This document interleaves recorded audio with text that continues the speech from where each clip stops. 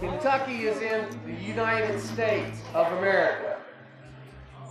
This year, in November, we have an election going on.